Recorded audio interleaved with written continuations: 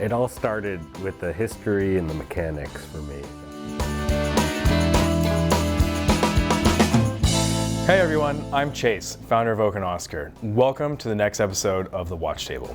We're here today at Oak & Oscar HQ to chat with Eric Wind about his watches and why he loves them. Eric is a renowned expert in vintage watches, former VP at Christie's, featured in countless publications, and spent some time as a writer for Hodinkee. What you may not know about Eric is that he's also a father of two, avid golfer, and a pretty good musician. So let's learn more about the story behind the watch. Eric, welcome to the Watch Table. Thanks so much. It's an honor to be here, Chase. So first question we always ask is, why do you love watches? It all started with the history and the mechanics for me. So I guess I was always interested in watches. My first watch was a G.I. Joe watch when I was a kid. I thought it was really cool. It had a compass built in. Like Justin Brackus, I think exactly. He had a G.I. Joe. He had a different G.I. Joe watch. Does yours also have box and papers? I lost my watch, but I just bought another in the box on eBay. So that was the beginning, but where mechanical watches started in my life. After my grandfather passed away, my mom got his watch, which was a gift from my grandmother to him for their wedding in 1947. It was a Hamilton, and that was my first mechanical watch, which was sort of mind-blowing, you know, looking in the movement, seeing all the parts, and seeing that it could function without a battery. It's such a crazy concept if you really step back and you think about it. Yeah. It's like the mechanical watch, no battery. It's just all these amazing little gears in there. It stores energy and beautiful tell time things. Precisely. And I love that, but also going back to the idea of the watch, the importance of that watch is not necessarily the physical watch itself, but it's the stories behind it. It's what it shows about the person who's wearing the watch, who is giving the watch as a present, and then also the culture of that time. Yeah. And I think that's something that's really cool about the watches. Yeah, is it was. that they speak so much about what's going on at that time. Was it an intramatic? It was a gold-filled. It's called the Neil manual wind. So I began to get very interested in watches, wanted to learn more about them, how they work, other watches from that time. Around that time, Hodinkee started, and I came across it in its first couple months of existence, and began following it religiously and learning a lot. And sort of then began going on eBay or buying watches and, you know, small things. And one of the watches I was very interested in early on was the Vulcan Cricket. Just because it was interesting, it had an alarm, and I loved history and politics and US presidents, and almost every president from Harry Truman through today has had one. So I thought that history was really cool, and you know, you begin to hunt for sort of these treasures on eBay or with small dealers.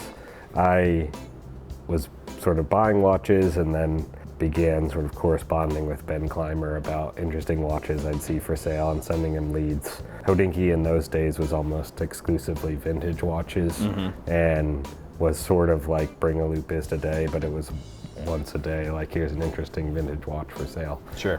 Around that time he was going off to graduate school for journalism at Columbia and said he couldn't, you know, do this 24/7, and so he asked if I wanted to write an article, and then I started with the first article was about the Universal Genève pole router. And this is an interesting Universal Genève Cricket, the only one known, which I had to buy, was some sort of interesting prototype, I would guess, collaboration between the two brands.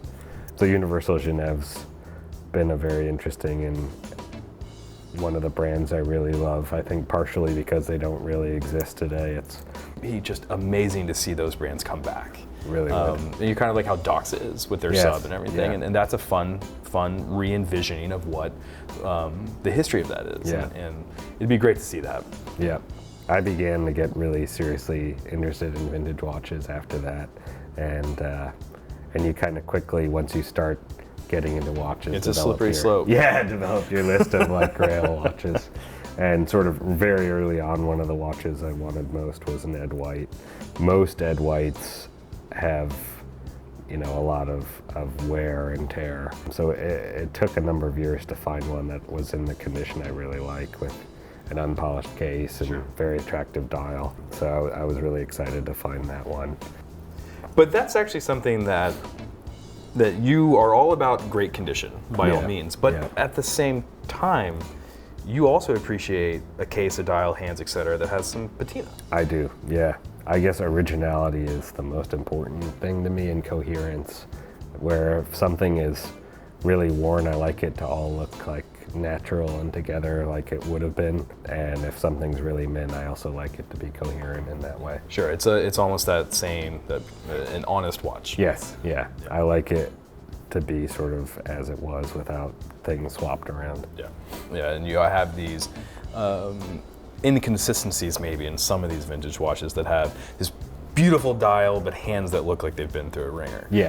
Or this, beat up case but then a movement that is just pristine. Yes. And I think that you hit on the idea of in your collecting, as well as your advice that you give to other folks, is find that honest watch where everything really seems to blend together in its quality, its age, its patina. I think that's some really good advice for people who are looking for a watch. And I think that's pretty key.